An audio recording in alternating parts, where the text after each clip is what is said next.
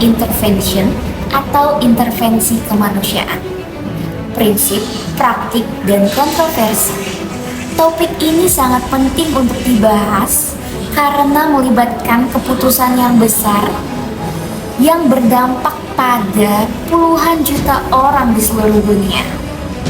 Jadi, kita akan membahas prinsip dasar intervensi kemanusiaan, praktiknya dalam konteks global, dan berbagai kontroversi yang akan muncul. Humanitarian intervention is a complex and multifaceted concept within international relations and law. Pakar sebut intervensi militer Amerika Serikat picu krisis kemanusiaan di Irak di bawah slogan Perang Melawan Teror Global Washington telah menjerumuskan Irak ke dalam kekacauan, menyebabkan banyak korban jiwa dan pengusiran paksa warga sipil tak berdosa. Pada 2003, Amerika Serikat menginvasi Irak dengan tudingan palsu bahwa rezim Irak kala itu memiliki hubungan dengan kelompok Al-Qaeda dan bahwa rezim tersebut sedang mengembangkan senjata pemusnah massal. Invasi Amerika Serikat benar-benar menghancurkan sistem kenegaraan di Irak dan secara substansial menyebabkan pertumpahan darah yang tak terhitung jumlahnya, serta mengancam seluruh aspek kehidupan di negara tersebut.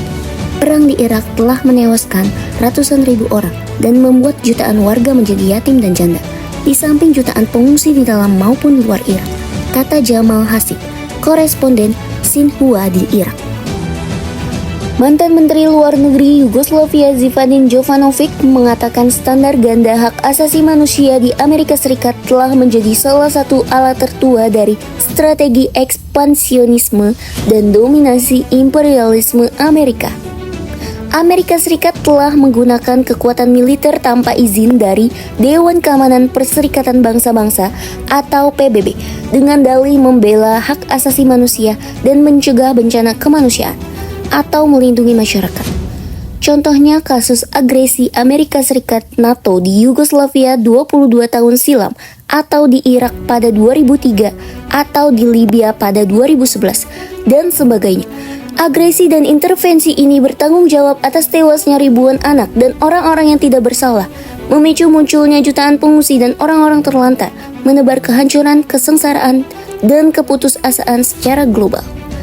Menurut Institut Watson untuk urusan internasional dan publik Universitas Brown, antara 184, 382 hingga 207, 156 warga sipil Irak tewas dalam kekerasan perang di negara itu. Keterlibatan Amerika Serikat di Irak membuatnya harus mengerahkan ribuan prajurit untuk menjaga perdamaian di negara yang terpecah belah tersebut. Namun musuh baru seperti ISIS muncul dan hampir menaklukkan Irak pada tahun 2014 lalu.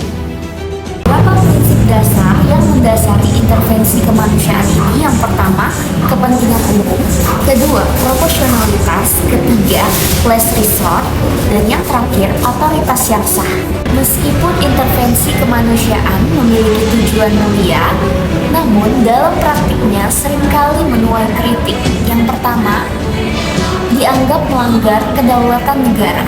Yang kedua, motivasi tersembunyi, dipengaruhi oleh kepentingan politik atau ekonomi negara yang melakukan intervensi bukan hanya untuk kepentingan manusia.